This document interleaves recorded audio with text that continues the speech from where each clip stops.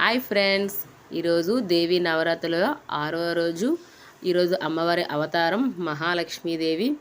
నేను ఇలాగా రెడీ చేసుకున్న నా పూజ కోసం ఇలాగా అమ్మవారిని ఒక ప్లేట్లో పెట్టుకున్న, వాటిపైన కాయిన్స్ పెట్టేసి అమ్మవారిని విగ్రహం పెట్టుకున్నాను.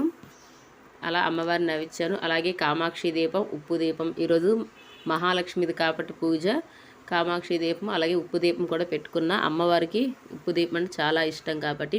అలాగే ఈరోజు అమ్మవారికి ఇష్టమైన పువ్వులు రెడ్, వైట్, పింక్ కలర్ పువ్వులు పెట్టుకొని పూజ చేయండి, చాలా మంచిది. ఎంతైనా అమ్మవారు మనకి చాలా ఇంపార్టెంట్. అమ్మవారు లేనిదే మన దగ్గర ఇంక తిననా కూడా ఉండదు కదా.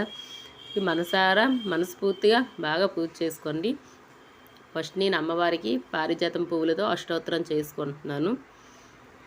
అష్టోత్తరం అయిపోయాక మళ్ళీ కుంకంతో కూడా అమ్మవారి దగ్గర కుంకుమ పూజ చేస్తాను. అవి కూడా అష్టోత్తరాలతోనే చేసుకుంటాను.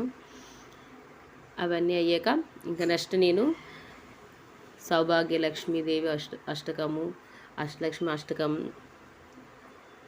శ్రీచోత్కము, కనకదార క్షోత్రం, మణిదీప వర్ణన, లలిత సహస్రం, లక్ష్మీ సహస్రం, ఇలా అవన్నీ చేస్తాను. కొంచెం టైం ఎక్కువే పడుతుంది, అందుకే నేను తెల్లవారు కొంచెం బేగే లేయిస్తాను. మనం మనస్ఫూర్తి పూజ చేసుకోవాలంటే ఎవరి డిస్టర్బెన్స్ లేకుండా బేగే లెగిసి పూజ చేసుకుంటేనే మనకి మనసుకు ప్రశాంతంగా ఉంటుంది. ఈరోజు మణిదీప వర్ణన పూజలోని మందార పువ్వులు పింక్ కలర్వి, రెడ్ కలర్వి నాకు సెట్ అయ్యేవి. అవి 32 వేసి నేను చేసుకుంటున్నాను. ఇలా పూజ అయిపోయిన తర్వాత ఈరోజు అమ్మవారికి నైవేద్యం శనివిడి, వడపప్పు, పానకం పెట్టాను. అలాగే గోధుమ ప్రసాదం పెట్టాను, స్వీట్ బూందీ పెట్టాను. నా దగ్గర ఎక్కువ పళ్ళు లేవు, అందుకే ఏ పళ్ళు ఉంటే అవే పళ్ళు పెట్టాను. నేను కొబ్బరికాయ రోజు అయితే ఇంట్లో కొట్టను. రోజు గుడికి వెళ్తాను కదా, 2 పూటలు గుడికి పట్టుకెళ్తాను, అక్కడ కొడతాను. ఇలా నేను పూజ చేసుకుంటాను. మీరు ఎలా చేస్తున్నారు చెప్పండి. అలాగే ఆ అమ్మవారి దయ మీ పైన ఎల్లప్పుడూ ఉండాలని మనస్ఫూర్తిగా కోరుకుంటున్నాను. ఓకే ఫ్రెండ్స్, మనకి ఎప్పుడు ఏ బాధ కష్టం వచ్చినా మనస్ఫూర్తిగా దేవుని మనం తలుసుకుంటే ఆ బాధ అనేది, కష్టం అనేది కన్ఫామ్గా తీరుతుంది. అలానే పెద్ద పెద్ద కోరికలు తీరాలని మాత్రం లేదు.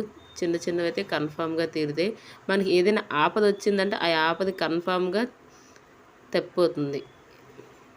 ఆపద అంటే అది ఏంటంటే, ఇప్పుడు ఏదైనా పెద్ద కష్టం రావాల్సింది, ఆ కష్టం మన దేవుణ్ణి ఇలా కోరుకుంటే అది చిన్న కష్టంగానే తేలుతుంది. ఎందుకంటే అది నా లైఫ్లో ఎన్నో నాకు జరిగాయి, అందుకే నేను మీకు చెప్తున్నాను. ఓకే ఫ్రెండ్స్, ఇప్పుడు అందరూ హ్యాపీగా ఉండండి. ఓం శ్రీ మాత్రే నమః. అందరికీ bye bye. Please friends like చేయండి, సపోర్ట్ చేయండి. Bye friends.